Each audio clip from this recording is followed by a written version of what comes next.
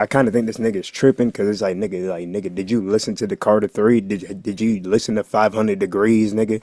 Like, you feel me? Like, I grew up on Wayne for real. I had a moment in my journey where I had grew a disdain for Wayne just because I start listening to everything. Like I start maturing as a human, and I'm like, damn, this nigga wasn't talking about nothing for a long time. And I like, think that's you. what Ask his him about argument that. was. you know, like as someone who like grew up in these communities, Right. and grew up with homies who I seen want to be bloods because they following Wayne and want to be gangster and want to shoot all the gun bar and shit. Right. Like I've seen the negative that he contributed to the community, and I had to look like, man, what are the songs where he really talked about something and gave?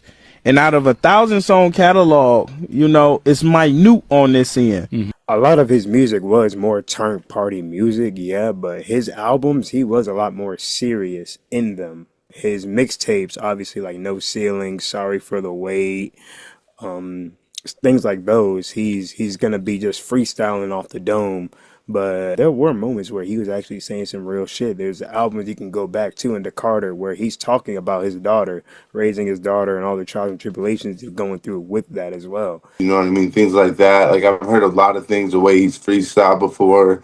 He's known for a lot of great things, like you said. I just think that nobody should have to grow up somewhere where where one artist is always speculated or looked out at, like or like an op like that. Damn.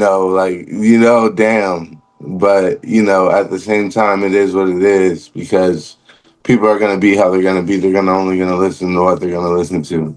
Growing up listening to the Carter, listening to No Ceilings, listening to, like you said, the song that he talked Right. about raising his daughter.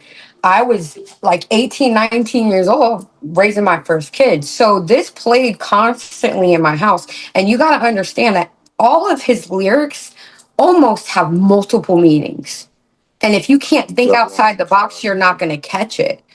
And by far, Eminem and Wayne are probably the best lyricists I've ever heard.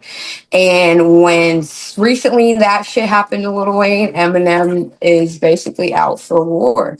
And it is, like I said, the entertainment industry is going crazy right now. And I mean, coming for a big dog like that, I don't think dude was smart. But yeah, like I do see what he's saying, but to say that you've never got any type of substance from his music or learned anything from his music, yeah, nah, I disagree. That's crazy. I disagree completely almost.